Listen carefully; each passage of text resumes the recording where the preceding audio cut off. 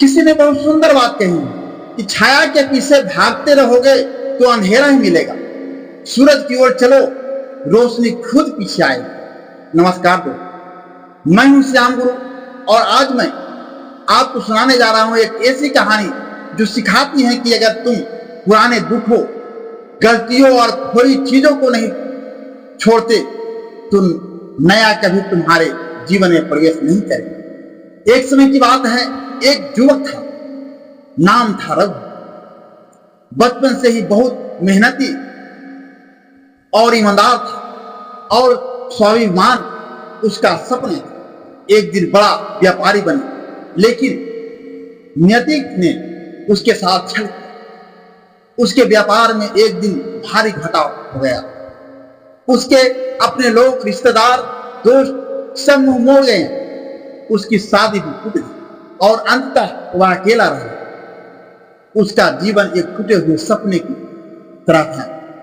वह दिन रात सिर्फ यही सोचता, मैंने क्या खो दिया।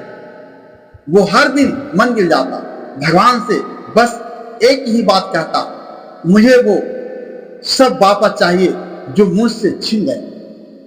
एक दिन मंदिर में बैठा, आंखों से आंसू बह रहे थे। तभी एक वृद्ध सन्यासी वहां आए, पूछा, क्यों खो दिया बेटा, जो इतना रो रहे हो?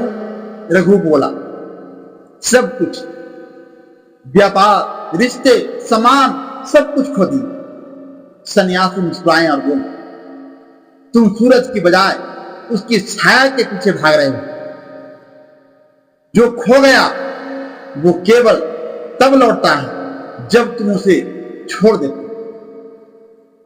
रघु ने कहा, क्या मतलब? सन्यासी ने एक बहुत सुंदर बात कही, जैसे मुट्ठी में रेत को कस कर पकड़ोगे तो वो फिसल जाए, उसे खुली हथेली पर रखो तब वो टिकती है। तुम अपने दुखों को कस कर पकड़े हुए हो, इसलिए सुख तुम्हें दूर है। रघु की आंखें खुल गई। उसने उस दिन से निर्णय लिया, अब वह तीर्थ के पीछे नहीं भागेगा बल्कि भविष्य की ओर चलेगा।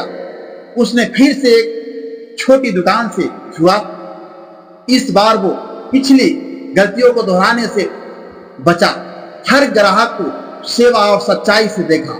धीरे धीरे उसका जीवन फिर से बनने लगा। उसके रिश्ते वापस आए, व्यापार फूला फला और एक दिन वही लोग जो उसे छोड़ गए वो उसका सम्मान करने लगे। कुछ सालों बाद वही रघु अब मंदिर में बैठा, लेकिन इस बार आंसू खुशी के थे। तभी कोई और युवक वहां बैठा रो रहा। उसका जीवन भी अंधकार में था। रघु पास गया, मुस्कुराया और वही शब्द दोहराए, जो खो गया है उसे छोड़ दो।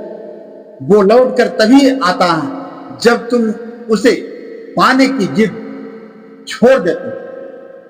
सीख, जीवन में कभी अगर कोई चीज छिन जाए तो उसे पकड़कर मत बैठो।